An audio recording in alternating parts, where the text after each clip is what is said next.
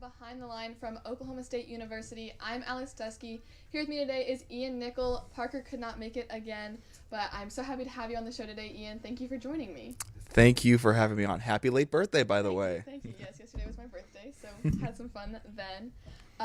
Big weekend for Oklahoma State football. Came back and won against Kansas State 20-18. It was a pretty strong defensive game, obviously a pretty low-scoring game. What did you see from that game? Well, the first half gave me a heart attack for sure. I was so nervous. I was prepared to be like, you know what? We had a good run. Let's just go to San Antonio for the Alamo Bowl. No big deal. But no, this win puts us back in contention somewhat. We got to win out the rest of our games, but we're in a good position when it comes to the Big 12. If you win out, Yes, you have a chance. absolutely. I was very impressed with how everyone stepped up. Chuba hardly played. Tylen was out. Everyone was injured. We had Chuba was out. He didn't practice. He didn't practice much, but then he did play. LD also did not practice, but played. Tylen, I think, played one snap towards the end of the game. Yeah. Coach Gundy in the post-game conference said that they were down to so many young guys that he did not know who was playing in the O-line. I didn't know. I didn't know who was playing in the O-line either. But yeah, the first half was scoreless. It was 9-0 at halftime. K-State with the 9 points there. And then in the third quarter, OSU finally scored a touchdown midway through the third quarter. Yeah, no, defense kept us in the game all game. And that's what Gundy's been saying this whole season. Yeah, absolutely. It's been a weird season because normally we rely on the offense to get us the victory, but this Especially year, in the Big 12. yeah, because the offenses are really stagnant or really good in the Big 12. Something that I also thought was important to note is that Kansas State did attempt a 2-point conversion after their touchdown in the second quarter and failed. So if they would have made that, it would have been 20-20 and we would have had an overtime. I don't think my heart would have been prepared for that. So honestly, Handled I didn't think about that at the time. It was like, oh, that was a big move, and that ended up kind of costing Kansas State the game right there because then they had to go for the 2-point conversion with 2:08 left. So yeah, they had 2 failed 2-point conversion passes. So now OSU is 5-1. We are still 14th in the nation. Didn't move up at all, but teams like Wisconsin, who haven't played in 2 weeks, moved up. How did you feel about that? honestly, like the way this season's worked out, it's just like it's kind of up in the air at this point where we have teams that are just started with Oregon. Oregon's at 11 right now. And we'll talk about that more. And later I'm not really like I don't really know how to feel about it. I'm kind of okay with it, just because we look at everybody: Alabama, Notre Dame, Ohio State, Clemson. Like it's a strong top 10, and I'm not super mad about that. Parker and I were talking with Sadeep last week. Hypothetically, if everything else goes wrong at the top of the polls and everything else goes right for us, we still hypothetically could make it to the playoffs. But I think right now the team's just trying to focus on that Big 12 championship. I think we're tied first in the Big 12 standings right now with only one conference loss. I think Iowa State has the edge on us just because they have one more win. Oh, that's true, since we had our Baylor postponement. Yeah. Kansas State is now 4-3 and 4th in the Big 12. A student or a player that stood out to me was Brendan Presley. I talked about him a lot preseason, and the last couple games I believe that Coach Gundy's been putting him in more, and he did have a touchdown. He was the first touchdown of the game for the Cowboys. Have you seen anything from him? He's a receiver out of Bixby. I actually got to see him play one game last year, and it was a 72-0 just beat down, and I was on the opposing end of that, calling for Putnam City. So yeah, the kid's good. The kid's really good, and his brother might be even better, and we just offered him a scholarship today. Is his brother a senior this year? His brother is a junior, I believe, at Bixby. So We got a couple more years then. couple more years, yes, yeah. But he's been playing really good. He stepped up on that reverse play that got the touchdown and cut the lead to 5. He's looking pretty good, and he could be good for years to come in this Oklahoma State offense. That's what Gundy has said. He said how that the team is just really excited to have him here, especially. It is important to note that this week is a bye. Yeah. Especially with all the injuries. We had a couple more injuries this last game against K-State as well. So I think the team is really excited. I know Coach Gundy is to hopefully get those players back. But that's it for our Oklahoma State wrap-up. When we come back, Sam and Ben Hutchins will be on to talk about Cowgirl soccer. Stay with us.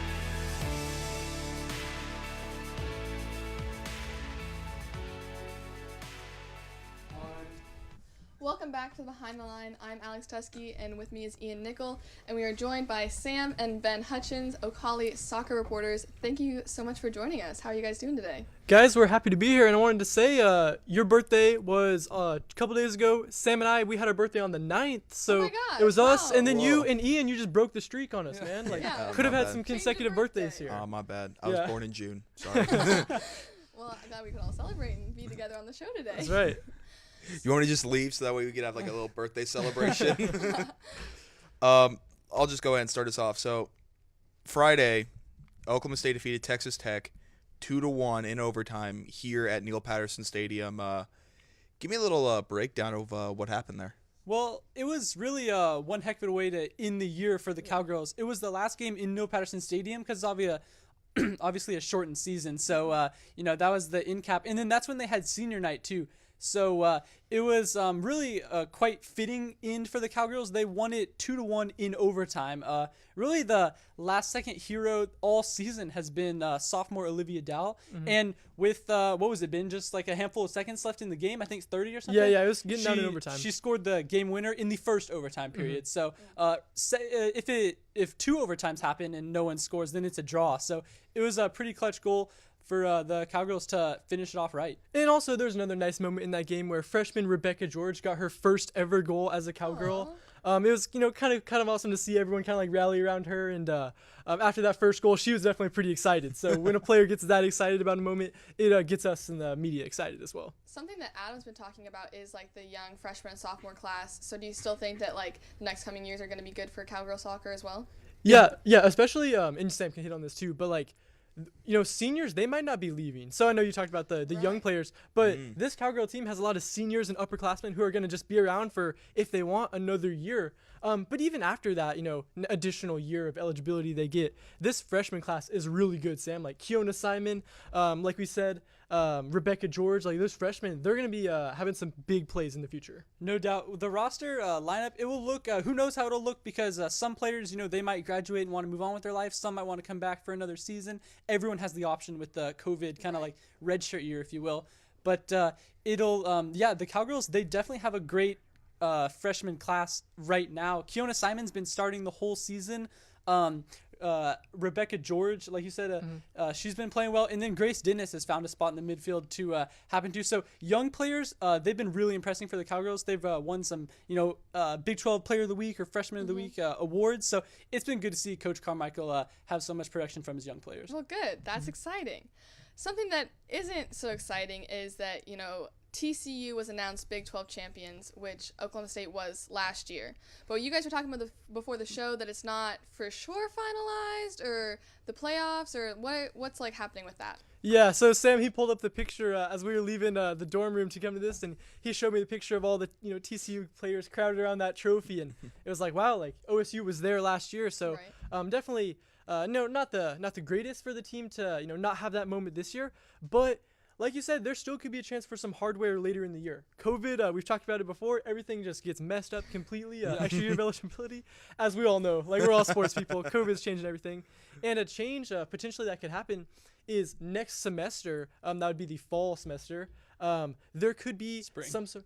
Did I mess up? The spring semester. The spring semester? Okay, yeah, that shows where I'm at in my week of busyness. No, but yeah, Sam, there could be some sort of college soccer kind of tournament to select a national college soccer winner in this next semester. Right, the NCAA canceled all the postseason tournaments that would have happened this year, so they kind of hinted at maybe a glimmer of hope that there will be some sort of condensed tournament next semester. So obviously it'd be weird if your seniors are carrying you and then they leave and their team is still playing a tournament. So it'll look weird. There might be a little bit of an asterisk by it, but there might be some type of condensed tournament, which means that games now in the present, even though Oklahoma State is like eliminated from the Big 12 contention, with a limited field possibly, they'll need all the seeding help they can get.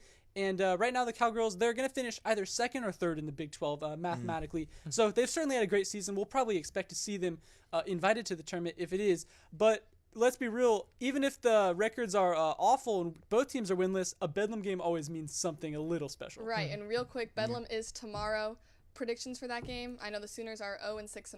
That's right. And the Cowgirls are on a little bit of a 2-game win streak of their own.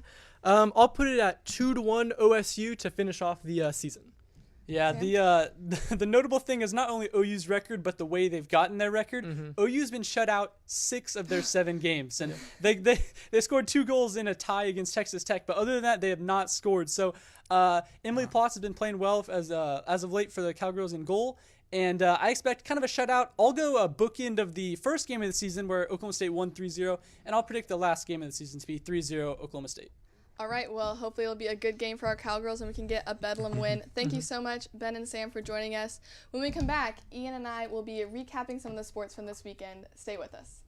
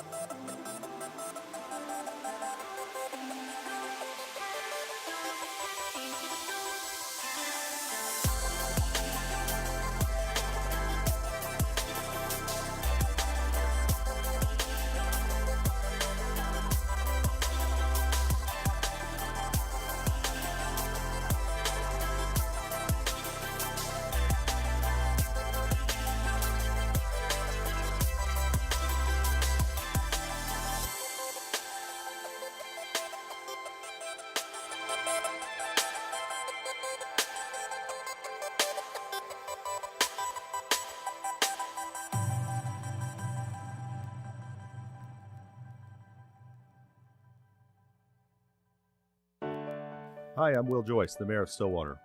As mayor, it's my responsibility to help develop plans for a variety of resident needs, including roads, emergency services, and utilities.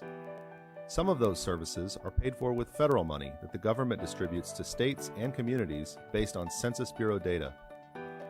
This is your tax money coming back to our community, but if you or your household aren't counted, we lose nearly $1,200 per person to places like Texas, Kansas, and Arkansas. So help bring that money back to local communities by filling out the 2020 census. This year, it's easy to do. You'll receive a postcard in March 2020 with a unique code for your address. Using that code, simply go online, call, or request a paper copy of the census and fill it out. I want to make sure that you and your whole household are counted in the 2020 census. It's important not just to Stillwater, but to all of Payne County. Welcome back to Behind the Line. I'm Alex Teskey. With me is Ian Nickel. Big weekend this past weekend with football. Pac-12 started. Some highlights from that is number 20 USC narrowly defeated Arizona State 28-27. I know last week Parker was really hopeful that his Sun Devils would win, but unfortunately they could not pull that out. Number 11 Oregon easily defeated Stanford 35-14. Nothing really unexpected there. Does anything else stand out from you from those two games or any other Pac-12 games? I think Colorado defeating UCLA is kind of interesting because UCLA, they recently hired Chip Kelly. Right. Is Chip Kelly on the hot seat now? That could be a interesting sign to look forward to later because UCLA has not been the same since who even knows how long. They have not been. They're kind of like the Nebraska of the Big Ten or the Pac-12, Yeah. where they're supposed to be relevant, but they aren't. Scott Frost is trying, though. Don't cut them out. Yeah, no. I know. He's 0-2 right now, so maybe he could turn it around against Penn State. Right, that's a big game coming up. What do you think about any Pac-12 teams being in the playoffs? I have my opinion, but I'm going to let you share yours first. You want me to go first? Okay. Yeah. I don't know because it kind of depends on, I mean, I guess can they play the season without any COVID bumps? Right. And then B, I think how big the brand is. Because I think if USC were to go undefeated, they might get ahead of Oklahoma State just because of brand recognition. Mm-hmm. Same thing with Oregon. Because I think Oregon definitely has the edge on that one. yeah, absolutely. Because I think they want a West Coast team with some brand viability. Because if you get Clemson, notable brand, Alabama, powerhouse, Ohio State, powerhouse, and then Oklahoma State, it's like, okay, one of these things isn't like the other. Right, something's not right here. Yeah, but if they get Oregon, it's like, okay, Makes sense. We've seen this every year. Yes. I agree with you. As you're saying, there's an end. The SEC is having some major COVID problems that we will talk about later. But, I know life's not fair. I know football's not fair. But I just truly cannot think anyone on the playoff commission panel can be like, yes, Oregon plays 6 games undefeated against Pac-12 opponents who aren't that stellar and put them in over a team. I'm not saying over Oklahoma State. I'm just saying, if Georgia's the 5 seed versus an Oregon team, with Georgia's only 2 or 3 losses, you have to weigh the pros and the cons there.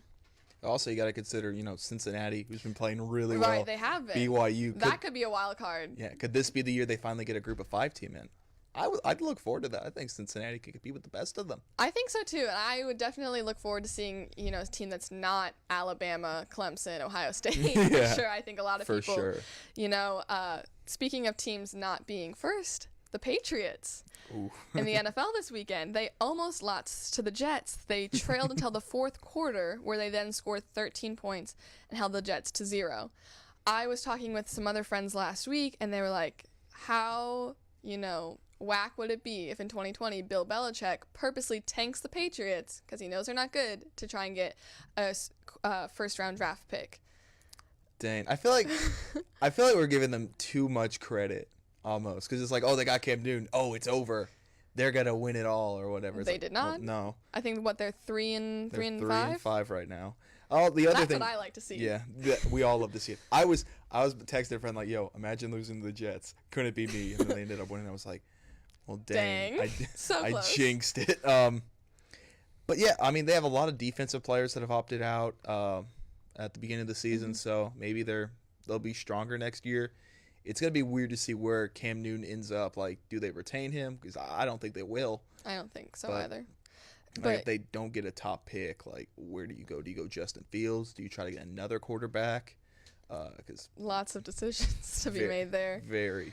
And very much so. the face of the Patriots, Tom Brady. Yeah. It was the typical, well, not so typical, Tom Brady versus Drew Brees matchup with the Saints versus the Bucks. Saints won 38-3. Brady was sacked 3 times and threw 3 interceptions. I don't know how to explain that one because I was going into this week like thinking, okay, Saints Bucks top game. It should have been a good Yeah. matchup. I think we were thinking at the beginning of this that the Saints were going to be frauds, and then they just come Right. out and just boom, 38-3.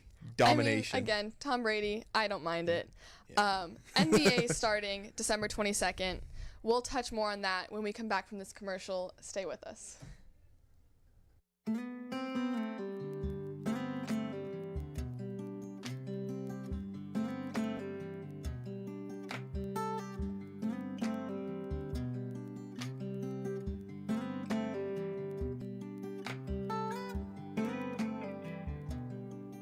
Hi everybody, my name is Emily Shuping. I'm your marketing coordinator for the Made in Oklahoma Coalition. I'm coming to you with an amazing opportunity. We are teaming up with the Ocali Media Group at Oklahoma State University. We want to tell your story on the following platforms: streaming, newspaper, and digital. This opportunity will not only allow your story to be told locally, but nationally as well. I am so excited for each of you to join in on this tremendous opportunity. This will not only be good for your business, but it will be good for our great state of Oklahoma. You can be expecting an email from me soon with more details about this opportunity.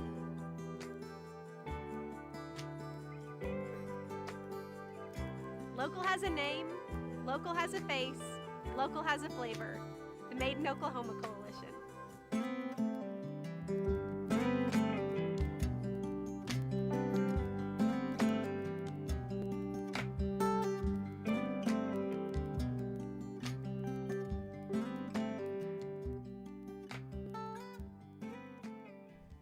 All right, welcome back. As I was saying right before the break, NBA announced a start date for their 2020-2021 season on December 22nd. What all have you heard about that, Ian? Well, they're planning to start December 22nd, like you said. Should just carry out like a regular NBA season up from that point, Right. in where they get back on a normal schedule, and then those guys that want to play in the Olympics can, because I think that was the whole goal, was to try to like finish the season before the Olympics started, because there was a lot of guys that wanted to play, internationally, and then maybe some for the U.S. They are having a 72-game schedule, and they are hoping to have fans. Nothing's for sure yet. They did say pending a vaccine. If that comes out, then they're more likely to have fans. Someone that's in a little bit of issue are the Raptors, because Canada has a rule that you have to do a 14-day quarantine if you cross the border. So unless they can get special permission from the Canadian government, the Raptors don't really have a place to play their home games. I heard that they were looking at Nashville potentially. Oh? Yeah. To compete with the Memphis Grizzlies Yeah, then? because there's the Bridgestone Arena there, and that's more than a capable arena. It Well, hosts- heck, maybe I'll be going to some games then Hey, that'd be this awesome. season. Tennessee Raptors. Yeah. Weird name. All right, so as we were saying before, the SEC is suffering right now. We have the Georgia-Missouri game has been postponed, Texas A&M versus Tennessee postponed, Auburn versus Mississippi State, Alabama versus LSU. All of those games have been postponed. Yeah. And then on the Big Ten, Wisconsin has finally set to play this weekend, and Ohio State versus Maryland has been canceled because the Big Ten does not have enough time to make up games. How does the SEC recover from this? Where do they go from now? Well, I think your goal now is to just protect Alabama and Florida, because those are going to be the That's teams the only that teams we make care about. those are going to be the teams that make the SEC championship. So protect them at all costs. at And that Florida point. already had their spike a couple of weeks ago. So that kind of benefits them Right. just a bit. But if you're Ohio State, I think your goal is to just make it. Just go as far as you can, because if they end up going 5-0, where they have a couple cancellations, that's not going to look great on a Right. resume. It's like, Again, it's the fairness that I was talking about. yeah, absolutely. I feel like if you get 6 games, Because that's how many I'll give Pac-12 you- is yeah. playing. I'll give you a little leeway. But 5, no. I don't know. It's Ohio State, though, so It is. sometimes the rules It are is. bent. And here's the thing, like, Maryland's a good team. They were a really good team going in. They have Tua's brother, Tuala Tagovailoa, and he was really good in the I know, Minnesota a lot of these game. games were supposed to be good matchups. I was looking, and it's like the only SEC game that has any weight, or not really weight, it's just going to be interesting, is the South Carolina versus Ole Miss game, because it's Florida Yeah. versus Arkansas, which Florida should win easily. And then Don't underestimate Sam Pittman, though, and the Hogs. I don't know. They're I mean, sneaky. I do know they beat Tennessee last week. I watched it, kind of hurt a little, but it's at Florida, and I think that Florida knows what's at stake, so they're determined. And then Vanderbilt versus Kentucky. Nothing too special there. The SEC is just really lacking this year, especially this week. Oh man, for sure. Switching across the league to the NFL, Ben Roethlisberger, Big Ben, put on the COVID list. Steelers are 8-0 for the first time in franchise history. They are playing the Bengals this Sunday. What are the odds that the Bengals win while Ben Roethlisberger's out? Mason Rudolph is expected to start and end the Steelers' winning streak. You wanted to talk about this because you're a Bengals fan. Maybe, but it's also, Mason Rudolph, Oklahoma State grad. People are really excited to see him. Yeah, I don't know. Big Ben has a weird thing going where he just meds up and he's just automatically back. We saw that in the Cowboy game where both of his knees are hurt. Second half. Saw it with Nick Saban. Yeah. Beating COVID. Dude, Big Ben has some sort of science on his side. I'm going to say there's a 60% chance Big Ben's going to play. Somehow they'll pull it off. I wouldn't put it past the Steelers. I would not to see him. But, I do hope that Mason Rudolph can play James Washington. I know a lot of people around Stillwater are hoping to see that matchup again. Mason played last season, I believe, when Ben had a shoulder thumb injury. Mason played, I think, a couple games. So got hit in the helmet or got hit in the head Mason with the helmet. Yeah, that was rough. Not a great look. Switching sports completely. The Masters starts tomorrow. Normally, the final round of the Masters is played the second Sunday in April, but now it's coming at the end of their season. Tiger Woods is the defending champion from 19 months ago. That was the last time the Masters was playing. Do you have anything to expect, or are you going to be watching it tomorrow? Oh, absolutely. Dude, the Masters is one of the best golf tournaments in the world ever. I wish it was in April, but, COVID, as we've talked. Honestly, I don't want to say anything because last year I said take the field over Tiger Woods, and then Tiger Woods ended up winning. So I don't want to say the same thing. Right. Every golfer has a shot, but look out for Matthew Wolff, the Oklahoma State grad. Of course. He's been playing some good golf lately. Him, John Rahm. I think John Rahm's really good. So watch out for those two guys. Well, of course, I'll have to watch it as well. Yeah. Thank you so much for tuning in to Behind the Line. Make sure to tune in next Wednesday. You can watch on Suddenlink Channel 112, Amazon Fire Stick, Roku TV, and Apple TV. I'm Alex Dusky. This is Ian Nickel. Thank you for joining us. Go Pokes.